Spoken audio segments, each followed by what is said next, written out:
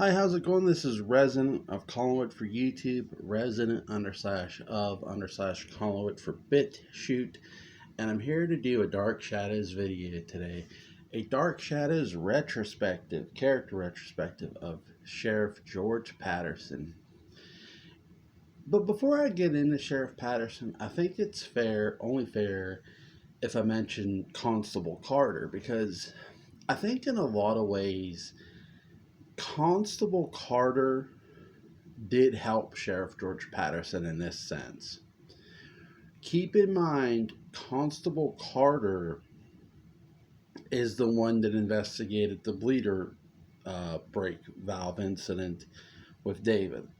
Now, the family ends up ruling that incident an accident role, but I do think Constable Carter left notes for Sheriff Patterson to sort of say, look, yes, they said it was an accident, and that's what's in the report. And I know we don't get to hear this or see this really, but I think this is what sort of gives Sheriff Patterson his sort of segue into, I really need to watch what the Collinses are saying, because they say and do two different things at times. And I think Constable Carter was sort of the staple for that, with whatever he left behind for Sheriff Patterson, whatever kind of notes he added on to his report for the bleeder brake valve incident. And I know we don't get to hear it, but my theory is, hear that or see that, but my theory is he may have put, look, there's more than meets the eye here with this family and Burke Devlin being back. So that leads me into Sheriff Patterson. Sheriff Patterson, he knows Burke Devlin's back. He knows, oh, it's all over town. But I do think, again, Constable Carter left notes of something's fishy here. So where we really first meet him is post the bleeder brake valve incident. And we meet him when Bill Malloy goes. The first time we really meet him is when Bill Malloy goes missing, and no one's really sure. I believe they find his body is when he gets the phone call. So Sheriff Patterson, he has to deal with a lot. First of all, Collinsport is a small town fishing village. And you might say, you don't have to do a lot there. No, not on the surface. But here's this big, rich family, and certain members of that family have no problem reminding you of how rich they are and how powerful they are, especially Roger to the sheriff. Oh, don't forget who pays your salary, Sheriff. Well, the people elected me, Mr. Collins. I love that. And Dana Elker was perfect for Sheriff Patterson. I wish he would have never left the character, because I feel he was perfect for it.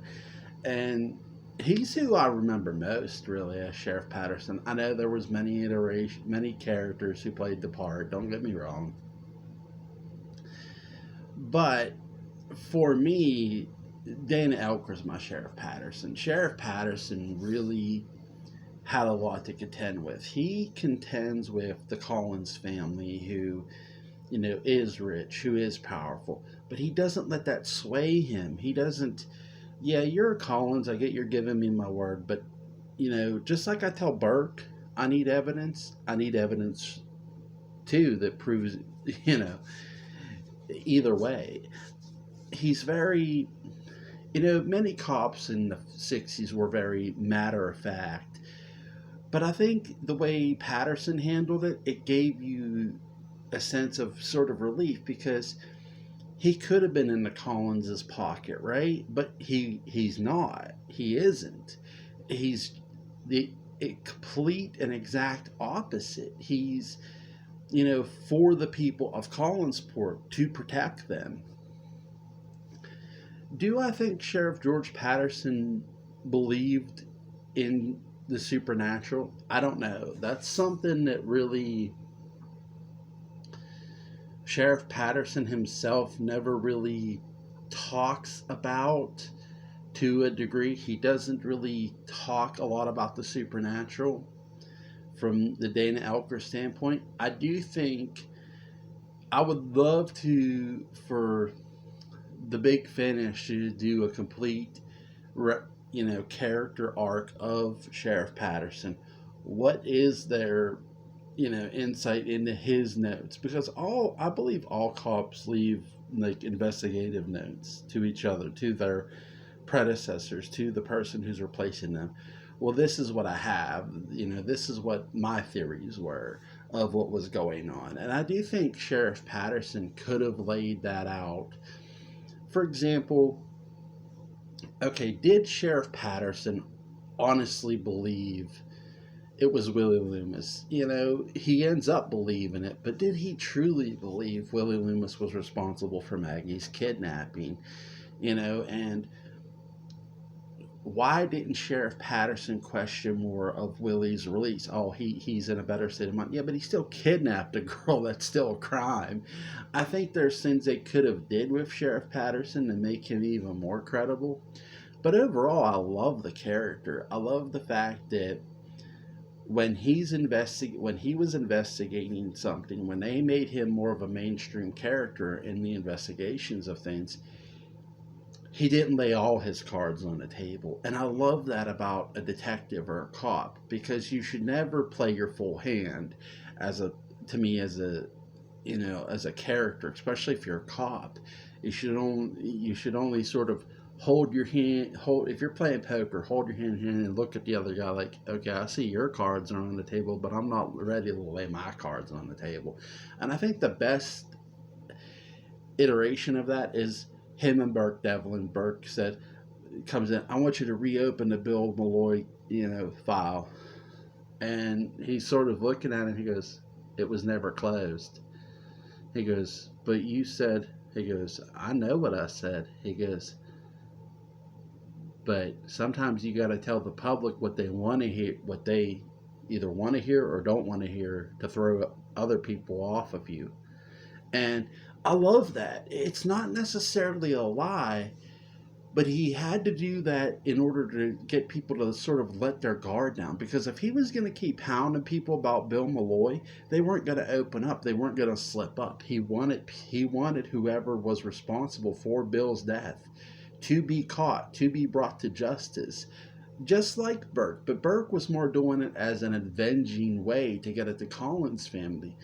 George, I love Burke, but at this point, Burke is seeing the little picture. He's seeing, oh, it's definitely Roger. No, George is seeing it. It could be anybody, and if I really want this to come to light, I gotta sort of make them think I've put out the fire and not stoke the flames. And I think that's a perfect analogy of who George Patterson really was. He was somebody who wasn't afraid to bend the truth to the people he was investigating on, to sort of let them know, oh yeah, that case is done, but not really. I'm really secretly looking into it because I don't totally believe the story you've told me. There's something to it, and I do think there may be something about that with Maggie's story, with Maggie's kidnapping. Did he truly believe Willie? Yeah, he tells Julia that, but to me, that never ever meant anything. I really do think Sheriff Patterson did keep files on the Collins family of strange activities were always going on around them. A cousin from England suddenly appears. Who knows what he could have kept? My biggest retrospective of George Patterson is, do we know a ton about him? No, we don't. But I love two things. One from the original series is, again, he doesn't fully play his hand. Now, in the revival, the sheriff is all, is very smart. He's not afraid to use technology. He's, very suspecting of everybody, including Barnabas Collins. And I do think, again, the character of George is an amazing one.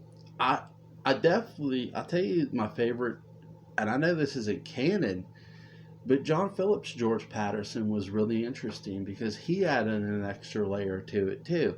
Oh, George Patterson had a son. He had a wife who had mental illness in Wincliffe and was treated by Dr. Julia Hoffman. And I love that aspect. So huge shout out to him, by the way. Again, there's always characters are very interesting. And another thing I find interesting about George Patterson is, again, we don't know his thoughts on what the supernatural were. I would love the Big Finish or somebody to just do their own full arc on the cops of Collinsport. Like, imagine an outsider becoming the sheriff of Collinsport, somebody moving to Collinsport, running for sheriff and getting elected because, okay, this person's an outsider. So sometimes the best person you can trust is a complete and utter stranger. And I do think there could be something to that, and then look at George Patterson's notes and go, what the fuck? Like, why, like, what's all this strange activity going up with this Collins family? Like, the governess goes missing, people go missing, people end up dead. Again, you don't know what notes George Patterson wrote about the Collins family or about Collinsport itself.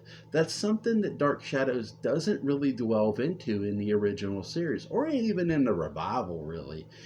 And I do think that's something that has been very much untouched with when it comes to Dark Shadows, that they could definitely again do with a series is, what do the police reports say about the Collins family? What do those private little side notes say that maybe George Patterson left behind?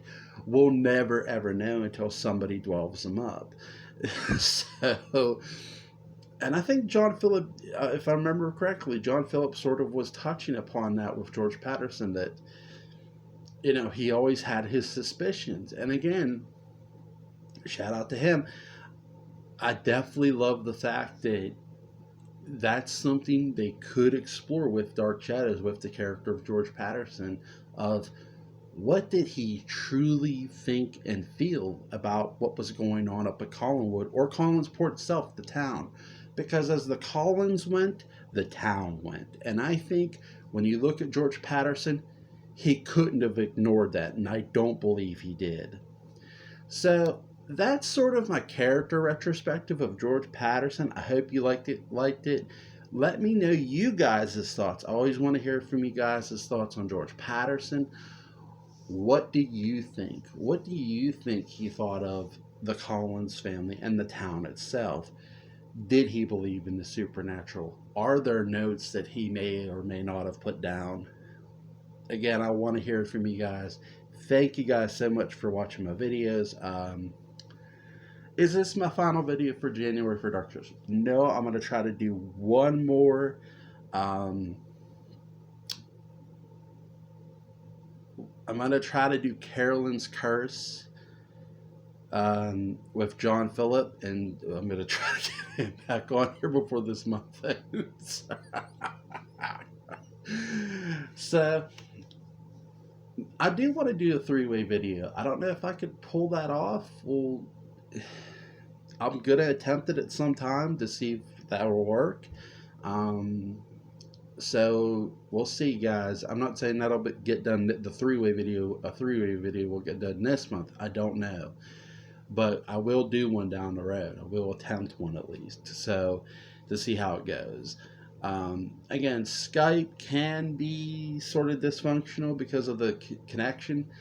I've never had a problem connecting with Mark or John, which I love. So, we will see. I definitely want to do a video with John and Mark together. I definitely want to bring Fred Barnabas on.